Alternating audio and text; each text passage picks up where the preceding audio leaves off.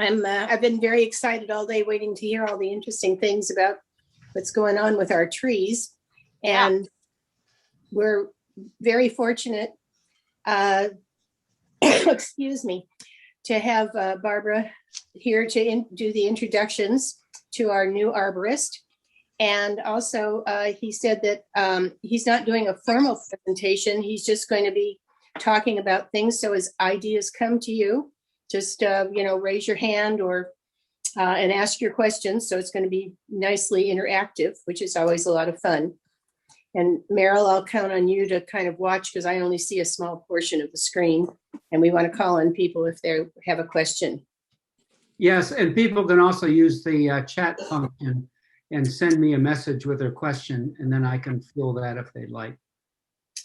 Great, so we have options, and just very excited about it. So Barbara, I'm going to turn it over to you, and welcome to Village Laguna's April meeting. Thank you so much for joining us. Yeah, well, it's a terrific pleasure to be able to do an introduction to Matthew.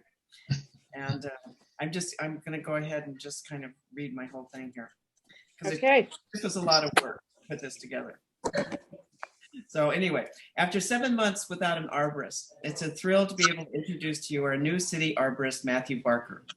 And we do have to thank City Council and Public Works for persevering through all the COVID challenges to find and hire our new arborist. And as soon as I was able to obtain Matthew's name from Public Works, as well as it was where he was from, I immediately Googled him and found a great interview, which I encourage all of you to look at, podcast that he had done with Ted Koppel's daughter, Andrea Koppel, while in his former position as an arborist for the city of Alexandria in Virginia. And episode number 156, from her Time for Coffee professional interviews, he focuses on how to build a career around the love of trees and nature. And it is that loving passion for trees and nature that you will hear from him tonight. Just 8 miles south of Washington, D.C., Alexandria is a charming and quaintly historic city with brick sidewalks and well-preserved 18th and 19th century buildings. While we here in Laguna share a bit of commonality with having our own treasured historic buildings, there's a radical difference for Matthew in coming from one of the most densely populated cities in America, with roughly 7 times the population of our 23,000, as well as over 2,000 trees. Wow. Fortunately, he did have other arborists to work with him there in both assessing the health of street and park trees, as well as planning strategic tree plantings in order to maximize their human health and wellness benefits. And I have to say that I just love that phrase with the introduction to his Time for Coffee podcast. Now, one of the other bits of Matthew's history that I loved was that he originally planned to major in biology and neuroscience upon entering the University of Massachusetts Amherst, but soon thereafter found that lab work and Petri dishes just weren't a good fit for him. And he switched to tree community and ecology, or arboriculture, preferring organisms without a central nervous system, but most significantly, preferring to work with organisms so important to the healthy functioning of the human nervous system. And just one further fascinating tidbit to get your ears perked up for listening to Matthew. Prior to working for the city of Alexandria, Matthew spent a fair amount of time in our nation's capital, working as a tree climbing specialist for the tree care division of the architect of the Capitol. There, by dexterously pulling himself from branch to branch, he became intimately acquainted with the towering crowns of the 4,000 beautiful trees in the Capitol Hill area, including nationally recognized memorial trees. So I urge you to give an attentive Zoom listening to the passionate arboreal voice of Matthew, who along with his wife and daughter will hopefully soon find a new welcoming home here in Laguna. So to you, Matthew. Yay. Yay. Wow. I don't know if I can top that. Everybody have a good night. Thank you for everything. No, I'm just kidding. I think it's all downhill from here, unfortunately. No, Barbara, thank you so much for that very warm, gracious introduction. A lot of work went into making me sound a lot more grandiose than I actually am. But no, but I'm happy to be here. It's been a heck of a cross-continent move, but man, I wouldn't trade it for the world. This is a beautiful town that I get to work in, and I'm really excited to work on the trees that you all enjoy and that I enjoy now on a daily basis.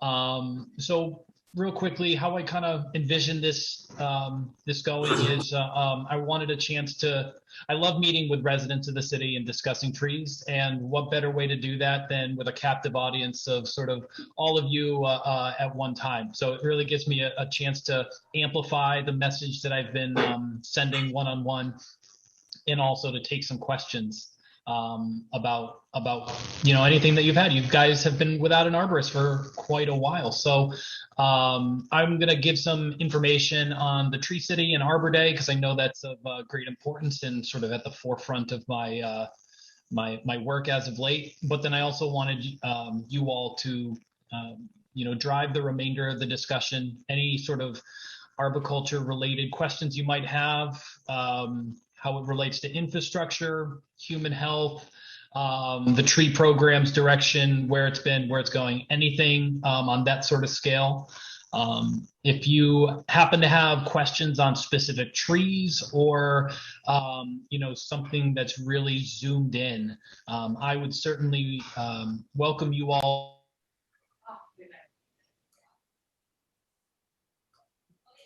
Sorry, I assume that was an accident. Maybe I'm just rambling and somebody wanted to mute me. I don't blame you one bit.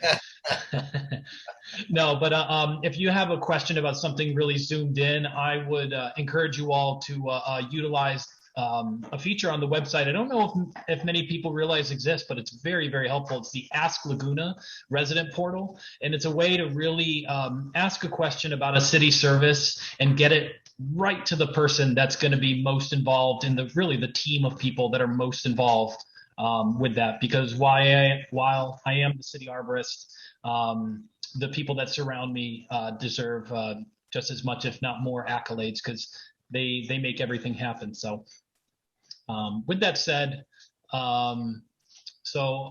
Arbor Day. Yeah, this year is going to be a little different from what everybody's used to, but I don't think that the meaning behind it is really going to be all that changed. So in terms of the logistics of how everything is going to work this year, we've decided early on to do a virtual Arbor Day presentation, simply just for everybody's health and safety. Looks like things in the country and in California and in Laguna Beach are, trending up in the healthy direction. But the decision was made early on just to, we didn't know where we were going to be. So we're going to do a virtual Arbor Day celebration this year. It's going to involve tree planting, as always, in Top of the World Park. And that's the park that's adjacent to Top of the World Elementary School, even though some people call Alta Laguna Park Top of the World Park because it's next to Top of the World Trail. We're going to be doing a virtual tree planting of a native California sycamore on Top of the World Park. It's going to involve me hopefully not rambling on for 10 or 15 minutes, but actually providing some useful information about why trees are important, and sort of why you should be encouraged to plant trees on your own property or wherever you can, but also how to properly plant a tree, and then what next steps would be for proper tree care. Just some really basic stuff, but to get everybody excited about planting trees. And that's at the heart of the Arbor Day message when it originally was founded by J. Sterling Morton in the late 19th century. Yeah, it goes back over 120 years, Arbor Day in America. The other component to Arbor Day I'm really excited about, it's our first annual Arbor Day Youth Art Contest. Being new to Laguna, I realized the sort of creative, artistic side of the town very quickly and how much that really meant to people. And since Arbor Day really is about getting the youth of America and young people excited about environmental science, I wanted to sort of marry those two ideas together with an art contest for Arbor Day, which I thought was great. And the winners are going to receive they're going to have their art displayed in City Hall, which I think is a nerdy thrill that I hope will translate to those young people. And then also, an environmentally themed, Arbor Day themed gift boxes that I've been meticulously putting together over the past couple of weeks. So along with that, we actually just timely got recertified as a Tree City USA for 2020, our third consecutive year. The message came a little bit delayed. I was able to convince the Arbor Day Foundation to let us submit our paperwork on time. Again, you guys were without a city arborist for a while and things kind of slipped through the cracks, but it's all good. We're a Tree City for 3 straight years, 2018, 2019, and 2020. I have going to compile all the necessary information for filing for Tree City USA 2021. And I believe we do qualify for a growth award from the Arbor Day Foundation for 2021. So I'll be submitting the necessary supplemental information for that. And hopefully we can go from there. So does anybody have any questions, broadly speaking, about anything of that nature, or sort of the tree program, the Urban Forestry Office direction as a whole that I could answer? Could you explain a little more about what being a Tree City means? Oh, sure. Yeah, that's a great question. Thank you so much, Ann. So being a Tree City USA, Tree City USA is a program from the Arbor Day Foundation. So it's a program run by the Arbor Day Foundation, and there are about 3,500 communities that are tree cities across the country. And really what it does is it takes the sort of professional side of urban forest management and interweaves that with the community. And really the community is at the heart of the Tree City USA message. It's about getting residents knowledgeable about why trees are important, how best to care for their trees, and sort of the benefits that those trees unconditionally impart if they're given just a modicum of care and proper attention. So it's, again, just to summarize, Tree City USA is a way to get residents engaged in their urban forest management, and then drive decision-making levels at the municipal level. Ruben? Yeah, Matthew, again, very, very glad to have you on board. I really look forward to all the things you're going to do. And in that vein, my question is, what are your top 5 goals regarding trees for Laguna Beach? That's a great question, Ruben. So I'd say my first goal was to come in and get the Tree City USA status. Sort of everything was sort of jumbled and up in the air. Wanted to get that ironed out, get the Arbor Day celebration planned and going, because I know that is really important to the community. So I wanted to make sure those 2 things were secured. We'll see how this next week goes and if I actually meet that goal or not. You know what they say about men and women who make plans. So that was my first goal. Another goal or another sort of vision point that I had was tree planting. That was something that I stressed throughout the sort of candidacy and interview process, was how important tree planting is, not only for planting a diversity of species, but having that diversity of age as well.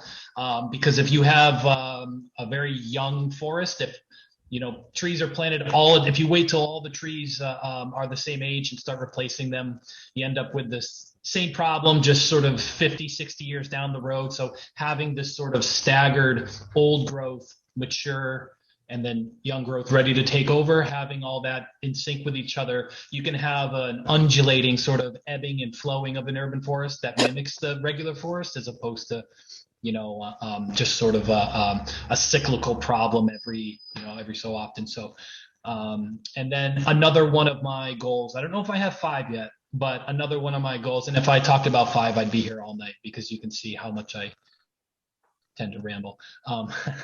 Another one of my goals was to make sure that the contract and the contractor and the pruning schedule was sort of in sync with International Society of Arboriculture's best management practices for pruning shade trees.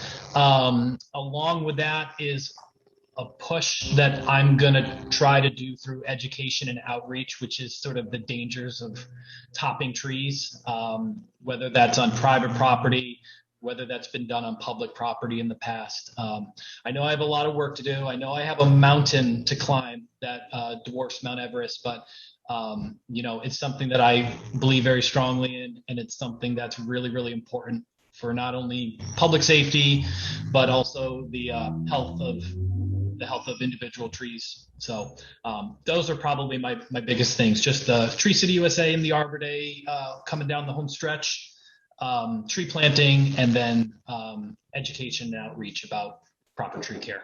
Thank you. No problem. I have a question. Yes, Greg. Hi. Right now we've lost a lot of trees downtown Laguna. In the downtown Pacific Plan area, we're probably about 100 trees shy of what our objective has been over the last 20 years. Is there a way to focus on that? Those are trees that generally don't block anyone's view, mostly planted on public space, but also really importantly, provide the visitor or the resident with a beautiful avenue to shop from, especially during the summer when it's very hot. And we're losing a lot of our downtown retail stores to Amazon and to all kinds of other reasons. But really, if we have an attractive downtown with wonderful tree shade, we'll gain members of the shopping group. And I think that's one of the things that, at least from my standpoint and Barbara's, we'd really love to see happen. Add another 100 trees downtown of significant size too. Right, absolutely. So, Greg, that is an incredible point. I couldn't agree more. And that's not just a feeling or an inkling or an instinct that you have. That's actually backed up by science. Trees in a business district have a marketed influence on sort of not only economic growth, but people's overall well-being and happiness, and numerous studies on how properly cared for trees have people lingering longer in the downtown area, which they tend to spend more money.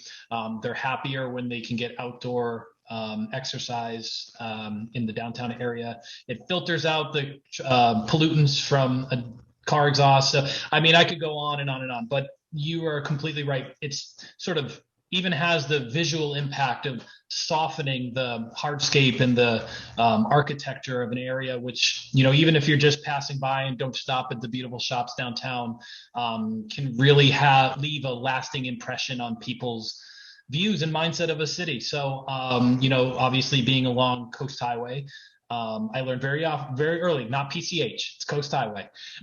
Even if you're driving through Coast Highway, you're left with a really strong impression of what it's like to be in Laguna Beach, and probably you'll tend to return. So with that said, we are actually, for Arbor Day, this is something I also forgot to mention. We decided at the last moment to plant 10 additional trees, just sort of as like a celebratory Arbor Day boost, you could call it. So along with the one in Top of the World, we're doing 10 additional trees planted, and out of those 10, I believe at least 8 of them are going to be in the downtown area. I agree. I have this little notepad in my truck, and when I'm driving around or I'm doing inspections and I spot a place where I think a tree could go, I jot it down, and I've got this running list on my desktop in my office. Not only where there's empty tree wells, where a tree well looks like it was, but was probably bricked over, concreted over, but where there's not even an inkling that there was a tree there anytime soon, but there could be. And then at least to give its due diligence as to why there isn't a tree there when I feel there should be a tree there. Sort of operating under that notion that there should be a tree unless proven otherwise. So I absolutely agree with you, Greg. And yeah, couldn't agree more. Great question. Matthew, Yes. I have a question for you. Actually comes from Meg. I'll try to keep them a little bit more brief. I'm sorry. No, that's good. That's okay. How will your office interface with the fire department's fuel modification goals? Yeah, great question. So I've already reached out and met with the fire administration officials a couple of times. And they've been a great help for me coming from the East Coast, most recently DC, as Barbara had said, but also originally being from New England. You know, fire-mindedness is not something that I've always given the greatest amount of consideration. They profess that in Virginia Tech, because they also have, a smaller scale issue there. But so I've been working with them and really relying on their institutional knowledge. Some of those fire administration officials have been in their position, not necessarily with Laguna Beach, but in some other capacity, for decades. So soaking up as much information from them as I can, and then doing as much feverish research as I can, and then just taking every decision not lightly at all when it comes to fuel modification, but also recognizing the need for public safety. So I don't know if I have a great answer for you other than that. I'm going to weigh every decision, whether that's removal or pruning, or some sort of change in the landscape with our open space. I'm going to weigh every decision, with the whole of the urban forest in mind, but also with public safety. And one other follow-up question is, what kind of species do you feel is really best for Laguna to provide the shade and the aesthetics, as well as being a little maybe more fire resistant than maybe some other species? Yeah, that's a great point. So a lot of the trees that I'm going to be planting in the future, I'm going to start with I'm going to hopefully work from a mantra of California natives or native species first, and then if not, what species would be suited for after that. I don't ever want to sort of force that sort of philosophy into an area where I'd put a tree in a position to not do its best, but I certainly want to emphasize the use of native species where it's possible. Sometimes that's not always the case, like in the case of, high fire area or, fire hazard reduction. So I don't know if I have a great answer for you because, tree planting is so site dependent. It really depends so heavily on so many factors at the ground level. But I certainly don't take those decisions. I don't make those decisions lightly. Okay, yeah, thank you. And for example, I found out that palm trees were not indigenous to California, which I couldn't believe. There's a billion of them here, but anyway, they're certainly pretty prolific. Another question is, will you address the challenge from your perspective between trees and view preservation? Views, as you know, are very important to many people here in Laguna Beach. Yes, I've found that out very early and often so far, and I totally understand why views would be important. It's one of the great reasons to move, live, and stay in Laguna Beach. That was certainly asked of me in my candidacy prelude to working here, and I don't know if I was really all that prepared for after the question was asked how big of a how forefront of an issue that is. So I really feel that the answer there is multifaceted. So the first thing being that if a tree blocks a view, then the answer is not to top that tree. If it's a shade tree, that has detrimental ripple effects, not only for that tree in particular, but for public safety and for the urban forest as a whole. So properly pruning, if necessary, crown reduction of mature shade trees that block views, hoping to sort of frame it as the trees accentuating a view rather than blocking the view. But then the second part of that would be, the next layer of tree planting has got to be, view minded. So trees really don't come in conflict with, it's species planting decisions that are going to drive the future, not have these conflicts and not have the need for, unnecessary pruning practices like topping. Okay, and Gary, I think you had your hand up at one point. Do you still have the question, or has it been handled? And Gary, you'll have to mute yourself. Yeah, no, I don't have a question, but thanks, Meryl. Okay, and then Ann Christoph, I think you had your hand up at some point. Do you have a question, or what was it? Yes, yes, I do. Can you hear me? Yeah, sure can. Oh, okay. So I would just like to add that the fire department are experts about fire prevention, but they're not really experts about trees at all. Mm-hmm. They have a lot of prejudices about trees, which we've been trying to combat for a long time. So I just wanted to mention that. And the other question I have is about replacing trees. We've had about 5 years of battles with the city regarding trees being removed. And most of those trees, we lost those battles. Many of those trees have not been replaced. So I'm hoping that you're going to have a program to be sure that those do get replaced. Thank you so much, Anne, for those questions and the comments. So I'll quickly address both of them. So just as much as I lean on the fire administration's institutional knowledge for, support in an area where I am weak, which is sort of, fire science and fuel modification. Believe me when I say that they also rely on me, even it has been a limited capacity so far in tree biology, urban forest management. They really do, I feel empowered by them and not constrained or held back. And I really look forward to continuing that relationship. And then in terms of your second question about tree replanting, I couldn't agree more. Not only from just looking at sort of the historical data of tree removals and tree planting, but also talking with a lot of you and talking with a lot of my coworkers and my superiors. They acknowledge their shortcoming when it comes to tree replacement, not only tree planting, but tree replacement.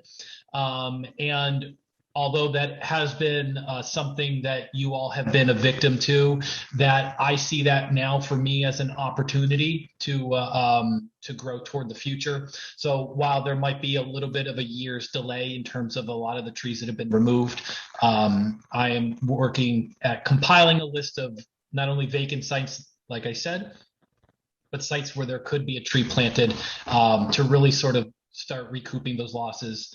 And regrettably, I wasn't there to maybe lend an ear or a voice, I should say, to some of those management decisions that were made. I certainly can't speak to them, although people have really told me the gritty details of some of those removals. I was just a phone call away. You guys could have just called me. I know I was pretty far away, but the internet is transcends space. So I don't know why you guys just didn't call me. I was there. No, I'm just kidding. But like I said, going forward, we're gonna correct that wrong. Please go ahead. Yeah, Matthew. Earlier you talked about Arbor Day talk on Top of the World. Could you please just give some more details around that time and date and so yes, so we can record that? Thanks. Thank you so much. Yeah, I got so excited talking about trees, I forgot the actual information that's of any use to people. So I decided just to keep it consistent with celebrations in the past that we would start a Facebook live stream at 3 p.m. And we're basically going to be announcing so that's going to be on Facebook Live at 3 p.m. on Friday, April 30th. I'm going to be announcing the winners of the first annual Arbor Day Youth Art Contest. an emphasis on first annual, hopefully. And then I'm going to be, we're going to be live streaming the tree planting, and I'm going to be giving some helpful information about trees in general and why you should plant them, why they're awesome, and how to plant them properly. So it's just going to be a celebration of tree planting and a celebration of the youthful artistic energy of the town. Okay, wonderful. Thank you. And would you please comment on the eucalyptus trees? As you know, they have quite a history here in this area. They're not native, apparently, but they're everywhere. What's the best practice for dealing with them in favor of more native species? Well, this question is sure to not come into conflict with anybody's personal feelings, no matter what answer I give, I'm sure. I'm just kidding. So I have noticed that this is certainly an issue in this town. And there are some people on one side that say eucalyptus are the worst trees that have ever graced Laguna's beautiful town. And then the other side would say they are a godsend and they should be nothing but planted from here into infinity. And to be honest with you, the truth lies, like most things, was somewhere right in the middle. They are good trees. They have their place and their usefulness. There aren't too many native trees that grow as quickly and as large as eucalyptus. So where that is appropriate to be in a site, I don't think that eucalyptus are a major problem if you understand their species profile and the risks that go along with them. Just like any other tree has its downfalls and its benefits. So they certainly do have a species profile to shed some limbs in the summertime. Coming from out east, we had that same exact problem with flowering pear trees. They do the same exact thing. People love them, but they shed limbs sometimes, and it can be quite unpredictable. And the science is getting better, but it's one of those things. And if you understand that risk, you can manage it. And the way you do that is site selection. So I think they're good trees. I don't think they're the greatest trees. I don't think they're the worst trees. They have their place. They have their role. They are not native, but that doesn't necessarily mean they're invasive. There are some species of eucalyptus that are invasive in our area. And even that has a spectrum. Even that is a sliding scale. There are, some that are more or less invasive than others. So it's about, education and knowledge, and then the right tree for the right place, which is really at the heart of tree planting. Matthew, I wanted to ask you about tree maintenance. I remember over the last few years, it seems like there have been trees planted in the downtown area, and then only to see them wither and die. Mm-hmm. What kind of steps are you taking to, I love that you're planting, but how are they going to be maintained? Yeah, absolutely. So tree planting really only goes as far as the aftercare, right? It's nice to have a nice photo, but then making sure that tree thrives to impart the maximum amount of benefits to the residents and the visitors of the city, as a function of tax dollars and energy and time that's invested in getting that tree in the ground in the first place, is something that I think is, overlooked, like you said. Urban trees face just an seemingly insurmountable list of conflicts and hardships to thrive. And so when one does thrive to maturity and then old growth, it really is something to behold and to understand what really went into that. It fills me with reverence. So to your point, I think some changes can be made to the sort of the way that trees are handled in terms of their watering schedule, getting into some of the geeky details. Water is the critical thing for a new tree planting to thrive. I've worked with staff already to sort of, address a few things that I thought could be buttoned up before I got here. They were already doing a great work in tracking all that, but a few things just streamlining it going forward. And then, I think your question really hits on the right tree for the right place, because even if you put the coolest looking tree in a space where it's not meant to be, it won't thrive. Even if you put the best stock in the best specimen, but in the wrong place, it's not going to thrive. So while it, and then the other thing is going to be properly pruning that tree as it establishes itself and starts rooting into its new home. I think making it resistant to storm and wind damage is going to overall increase the longevity of some of these trees, where the wind damage might knock a limb out of the tree and hopefully nobody gets hurt and no property is damaged. And that might not be the result of the tree's end, but that will be the beginning of a management decision that will see that tree removed, right? It's not likely that a tree usually can survive a limb or even a whole section of the crown being taken away from it and from a storm or a wind or weather event. But a lot of times that will begin a management decision. So making those events less likely to occur in the first place is something that you start when the tree is very young. You don't want to be starting these processes when the tree is already established. So, and then the last thing is just sort of site-specific details you can improve. Enlarging tree wells wherever you can. I've been working already with the engineering side of public works to, when there is sidewalk reconstruction or sidewalk maintenance, doing proper root pruning. So, they don't have, sort of people who are not, pardon the pun, rooted in tree science, pruning tree roots, where I've been on site, all over the city, pruning roots personally myself, and just giving insight and guidance, but then also asking, hey, do we need to pour all that concrete back? Can we enlarge in this tree well? And in most cases, the answer has been yes. So enlarging tree wells, proper, more, advanced materials, silvicels, sidewalk infrastructure going forward, that's going to be a big push for me. So, sorry to give such an elaborate answer there, though. Oh, we like elaborate answers.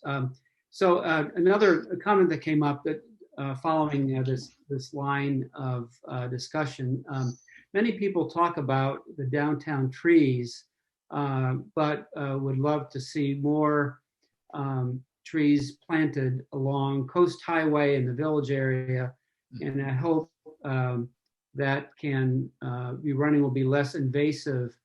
And the trees are thing. And there was a study that came out, I don't know, about 3 years ago in Orange County cities and the number of trees they have along the streets and sidewalks. And Laguna Beach ranked near the bottom of the list. And so curious as to your thought on that and what we can do with trees throughout Laguna Beach, not just in the downtown area. Yeah, that's a great point. You got to spread the love equally among all different parts of the city. And what's great about this city that I've noticed, early on is that there is that sort of, beating heart of downtown, but then you most certainly have the, rustic charm of South Laguna. And, even in North Laguna, it's pretty different with uniform, sort of black by black style. So you kind of have a bit of everything in this town, which is great. They're all equally important. But I think maybe one of the challenges to tree planting in the South Laguna area, at least from my, again, very new, limited experience with the city, is that a lot of times it's not immediately obvious where a tree should or could be planted because of that sort of rustic charm, right? In downtown, there's a tree well, there's a tree box, a tree goes there, or a tree was there. It's usually really obvious where a tree goes, so those tree planting decisions are pretty easy. So it's going to be a challenge for me to find public land. Just remember that I can only affect tree planting on public land, where that's appropriate, where that's allowed by landscape. Approved landscape plans and all sorts of other city council adopted guidelines that I follow. And so it's going to take a little bit more of a different approach. It's a challenge for me. I'm coming from Alexandria, Virginia, where, like Barbara mentioned, it is the 10th most densely populated area in the country. For reference, Laguna Beach is just under 10 square miles with 25,000 residents. Alexandria is 15 square miles with 160,000 residents. So while it only has 5 square miles more, it has 100 and 25,000 additional people. So if you can imagine a little bit bigger area within Laguna Beach with another 100,000 people living in it. So it's very gridded off, and tree locations are pretty obvious where one goes. So that's going to be a challenge for me and what I look forward to. Well, yeah, also during the summer months, our population probably approaches that of Alexandria with all the tourists and so forth that we get here. So I can't wait to experience that. That's going to be a thrill for a newcomer for sure. yeah, it'll be thrilling for a short period of time. Trust me. It'll wear off so quickly, huh? Okay. Yeah. So a couple questions came up around budget. And do you see your budget as the biggest limiter of citywide tree planting? Any way we can help? And what is the city budget like for tree planting and for tree care and maintenance? So I have, again, very limited, experience here in terms of the budgeting and everything for the tree program. I have not got that sense from my superiors, my supervisors, my staff, that we are in any way constrained by the budget. And in fact, I had to work with much more limited budgets back east. For reference, I believe Laguna Beach spends about $20 per capita on tree care, when Alexandria spent about $3 or $4 per capita on tree care. So, it's I have more to work with and more opportunity. So going forward, I hope to really maximize those tax dollars for the most benefit that I can. Okay, just one quick pointer. Don't mention that to city management about what Alexandria did versus. Don't worry. Don't worry. Okay. Secrets safe with me, you, and the internet. That's all. Okay. And we have from Greg, it looks like. I have a question. Santa Barbara has a program where community members can donate to the city for a tree in a specific spot, public tree, and pay for it. And they get a plaque at the base of the tree that is there forever. So people do that kind of, $20,000, $30,000 donation to get a tree that's fairly mature in a spot that's critical to them or interesting to them. And there it stands as a tribute to maybe someone who's passed away or something along that line. Is that an idea that might work here? Oh, that's a really great idea. And that's certainly a way that, trees really have a very touching impact on our lives. Maybe it's not even just so tangible as this is my favorite tree, but a place or a spot or a feeling. So I think that's a great idea. And I'm certainly going to shamelessly steal that from you, Greg, and then see if I can't get something, see if I can't introduce that at the right time and get that idea to bear fruit. That pun was intended. I thought that was pretty clever. So I will bring that up at some point and make sure it's at the right time and see if I can't get that idea off the ground. And when you look at a choice of planting certain species of trees, do you factor drought into your choice of plantings? Oh, absolutely. Future proofing is something that I say, even though that I don't know how much stock there is in that, but I know that water is at a premium here. It was quite the opposite problem where I came from, so it's going to be interesting to make those adjustments. But now that I am happily in California, and more specifically Laguna Beach, I certainly look at drought-resistant species, and I've even started drawing on my experience planting trees back east that might do well here, and maybe not start planting 100 of them all across the city, but see if I can plant one in a location somewhere and see how it does, and go from there. But absolutely consider water use as one of the ways. And not only that, but water use in terms of where is it being planted, planting oaks in a area where there is, sort of a drainage swale or a catch basin, or the bottom of a hill where they typically prefer a rockier upland, more acidic soil, is something that I look at as well. So soil type in Laguna Beach goes from the beach to the mountain. So there's quite a diversity there. don't get me started on soil science, or you guys will be here for days. Okay, well, now speaking of soil science, Oh boy. well, and I'm not sure if you're involved in this or not, but in Heisler Park and some other areas, there's been erosion, over the last 10, 15 years or so. And are you involved in being perhaps consulted in planting certain species that will sort of limit the erosion that's happening along some of our coastline?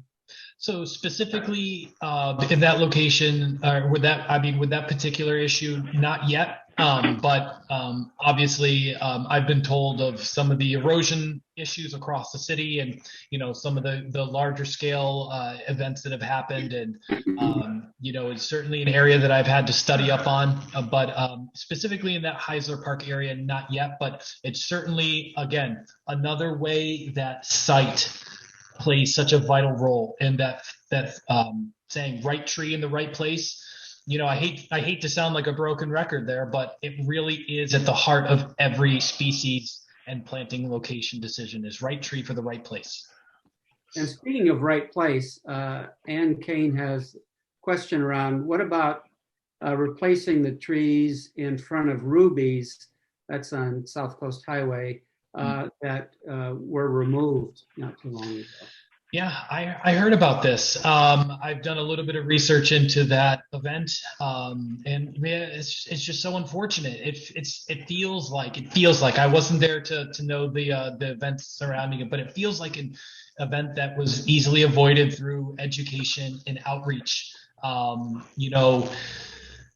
And I've seen it where, trees are topped in an area where they really didn't need to be, but then eventually get removed. So specifically, getting those trees replanted, I can look into it, but, it's a little bit more complicated than an answer I'd be able to give right now.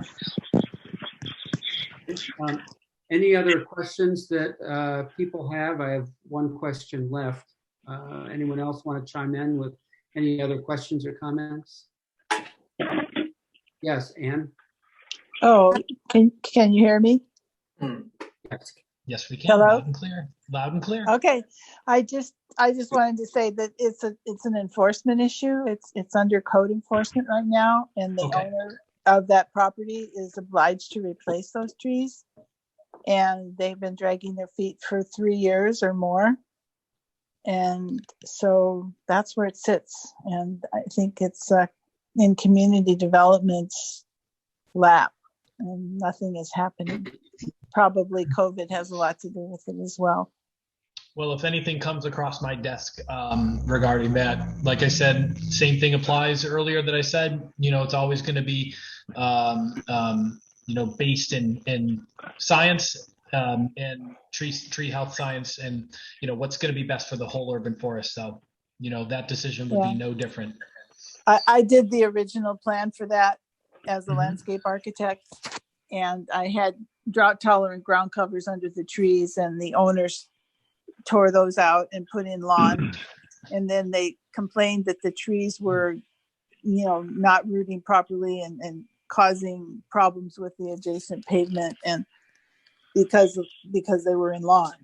I don't know if you can feel my consternation. I don't know if it's possible to feel consternation and frustration through the World Wide Web, but man, if it's something that has just sort of perplexed me for my entire career, it's this fascination that Americans seem to have, and I put myself in that category. I'm not from here. I don't know why I said that, but it's a fascination with people with turf grass monocultures just slammed up to the base of a tree, and really how much problem that solves. I mean, the two organisms could not be further apart from each other on the biological succession plan, in terms of biological succession, and their maintenance needs and what each of those organisms love is so completely antithetical. And of course the trees are not going to do well, or of course the grass is not going to do well. One needs a lot of water at infrequent times, and one needs a little bit of water every day. So yeah, it's one requires pH soil manufacturing and herbicides and pesticides and fungicides and insecticides to do well, And then when that's inevitably absorbed by the tree's roots, sure, it doesn't have the intended consequence, the chemicals designed for it, but it has an effect on tree biology. So, sorry, it's a little bit of a frustration for me, especially back east.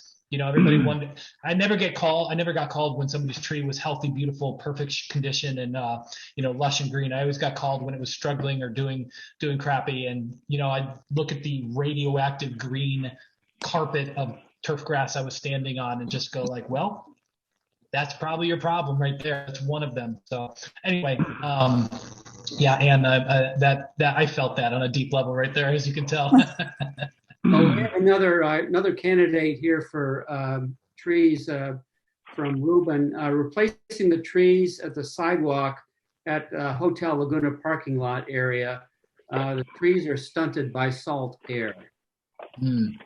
Yeah, that's another great example, Ruben, of making sure that you plant the trees that are resistant to, salt drift and seaside tolerance is good. I have a little bit of experience with that, but it was never from sea salt. It was always from road salt and the thoroughfares that got heavily salted by the Department of Transportation.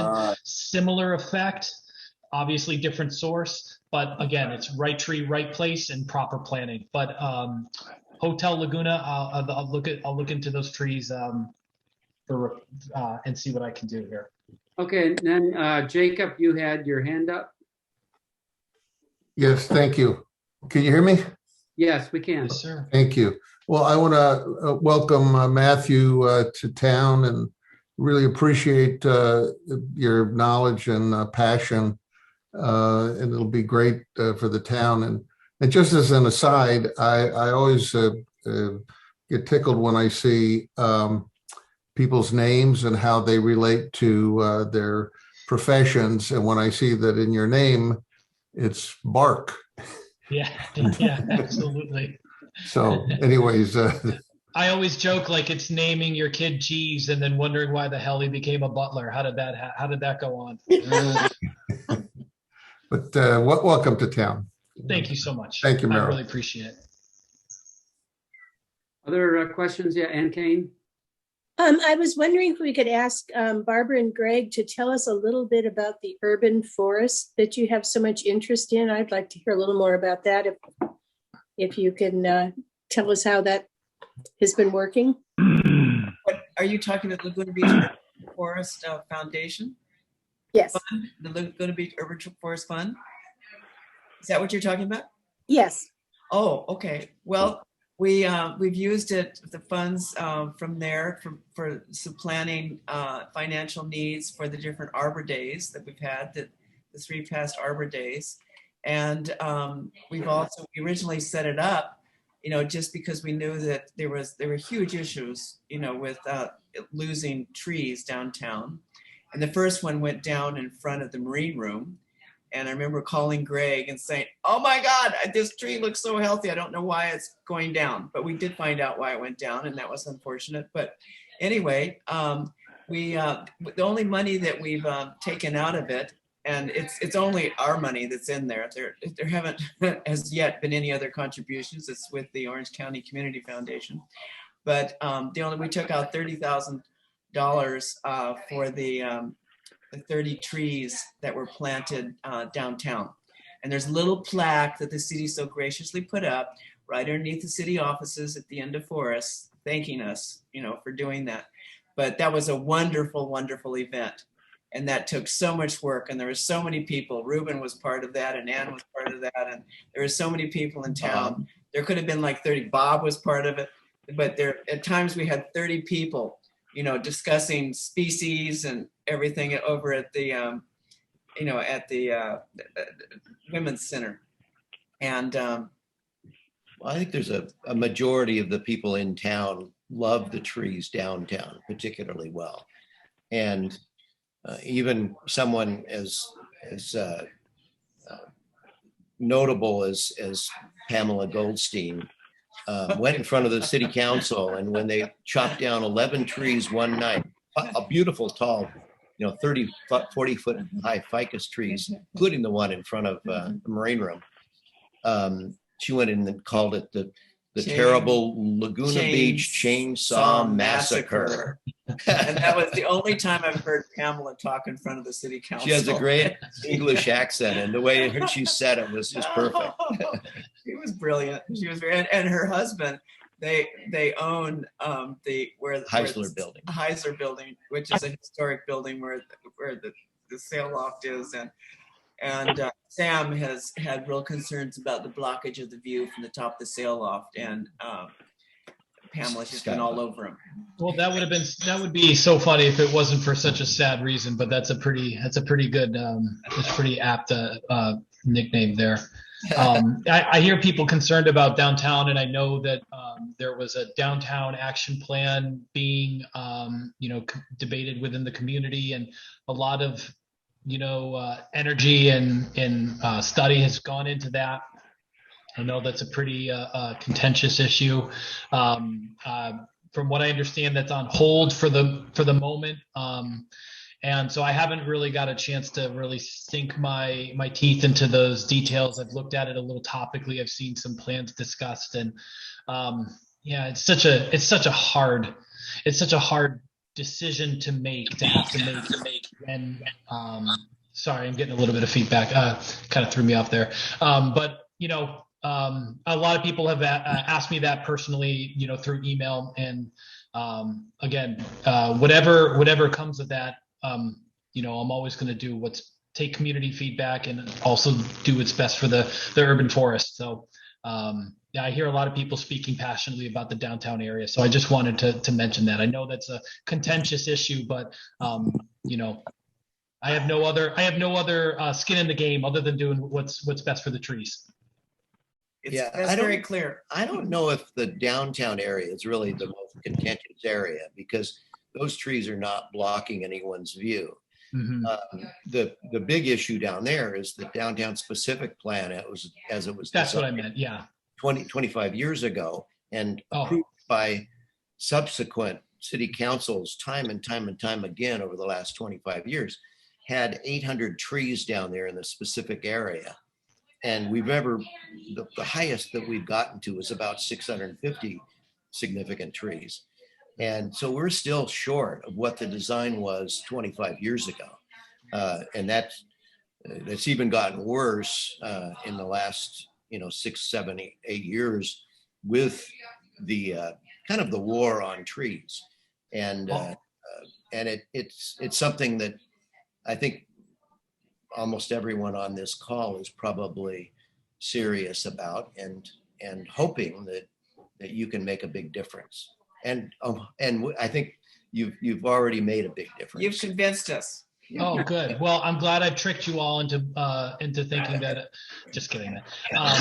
But it's really been a pleasure to meet with you all virtually, and I look forward to the days when we can do so in person, and I can take your questions and happy, grateful comments, and equally as important, angry or upset comments. They're all equally as valid and important.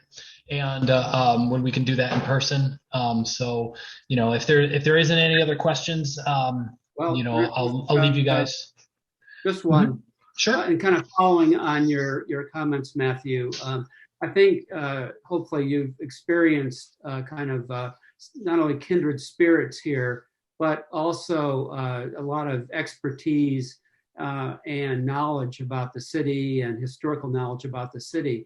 And so one final question from us would be, what support do you need from us? How can we help you in your efforts? Oh boy, that is a great question. I think I'm gonna have a better answer for you when I start getting more ingrained, with the town, with preferences, because really I make a lot of the management decisions, but community feedback is just so important to me. So the more of an opportunity that I get to meet all of you and equally other people not on this call from other parts of town, and really understand how I can integrate the community, I'm going to have a better answer for you. I would say that your passion and enthusiasm is always welcomed. Just, make sure that we all just are sort of I know we're all sort of on the same river, but we all got to be moving in the same direction, right? And that's when you can see the most positive change happening, is when you sort of move as a singular force with a purpose. So I hate to have such a vague answer for you, but I'm still getting my feet set sort of in the in Laguna Beach. So I look forward to having a better answer for you in the future, Merrill. Okay. And Ann, Thank you so much. We really appreciate having you on the call. And Barbara and Greg, you have added so much. We really appreciate that. And Ruben, you were going to talk about some things here in Laguna, about some trees you had thinking about our issues. You're muted. So I didn't know if I would. I'm probably going to have to say goodnight, guys. But like I said, feel free to reach out to me directly, either by phone call or email. Or like I said, if you have a question about a specific tree or a specific area, the Ask Laguna resident portal that's on the city's website is really a fantastic underutilized tool. It gets your questions not only for trees, but also all other city services right to the right people, the decision makers. So I really enjoyed my time, guys. I just have to hop off, but thank you so much. And I think that Matthew has already answered pretty much all the concerns that we have. So I think what we really need to do is just welcome him and thank him and just put ourselves as available people here in town to support everything that he has to do. So thank you, Matthew. Thank you so much for all of you. Have a great night. You too. Thank you so much.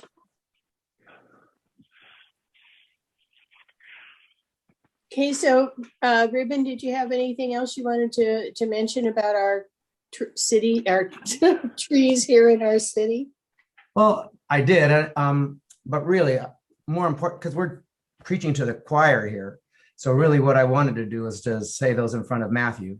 And so that's the most important part. Although he and I have exchanged emails and conversations a few times. So we really just need to let him start to do his magic. But I do think that everyone here, he really is available to your conversations, which is really nice. We hope that he's getting the support from the city that we hear that he has. And given that there's going to be a new regime, perhaps that's the best thing.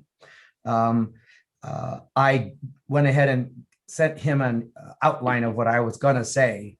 So he's got that with him already. So basically it's about maintenance. Basically it's about budget. And what I'd like to happen is some sort of an education. And maybe he can be that, because the more that people are educated about the opportunities for trees and about which trees can work. We keep using that phrase native trees, but there were no trees that were native to this area of Laguna Beach. Mm-hmm. So you can bring in a California native redwood, but it wasn't native to Laguna Beach slopes. So really almost everything you plant in this region is a non-native species, whether it's from Africa or Australia or Northern California. So we've got to almost stop using that phraseology as what we need to use and really use what he said, and that is the right tree for the right location. The city started to take on a book that was written by one of my professors and someone that I use often as a person to soundboard with regarding trees, and that's Fred Roth.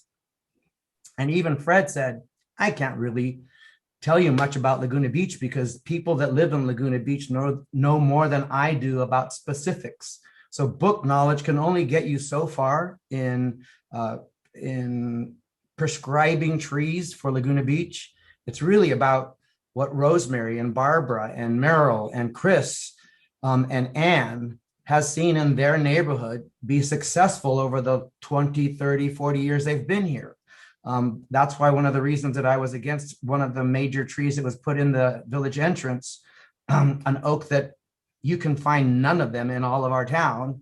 And yet I think it was SWA or whoever was the architect put them in. And so we know oftentimes better than those architects what should be here. And the truth is, just run the streets. About every 2 weeks, I take a group, 30 people or so, and you probably see me parading around, and we're looking at which trees do the best here in town. And that knowledge is much better than any book that you might get, just looking at what's doing well where. And the trees that I'm speaking of in front of the Hotel Laguna, if you go and look at the two that are in front of the lobby door, those melaleucas are thriving and 3 stories tall. And then just 20 feet down are 2 of the exact same tree with no building to protect it. And they have been windswept and burnt for the last 30, 40 years. And no arborist or city council or tree person has come in there and said, let's take them out. They're just hurting.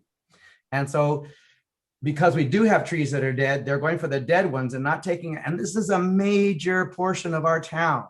So I see some of these things. Another one that Ann and I have spoken of is that trees were taken out at the Montage Park landscape and weren't replaced.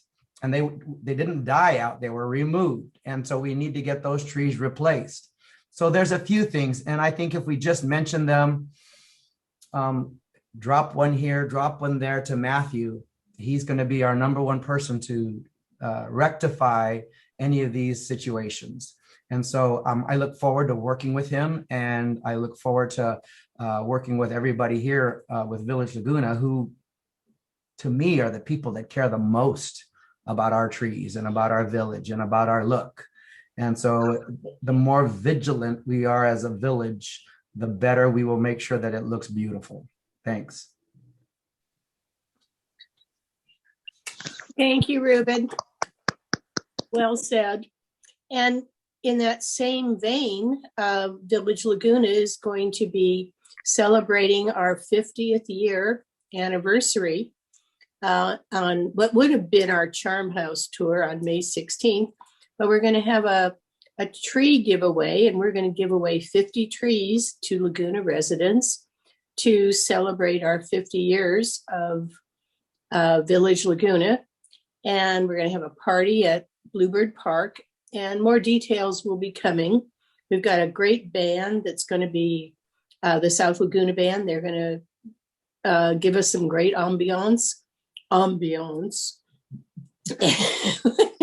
and just have a wonderful time and give away some trees. Picnics.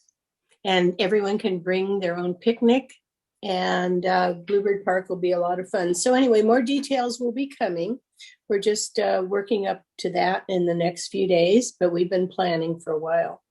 So we're joining in with tree planting, and I think that's very much something that everyone can enjoy.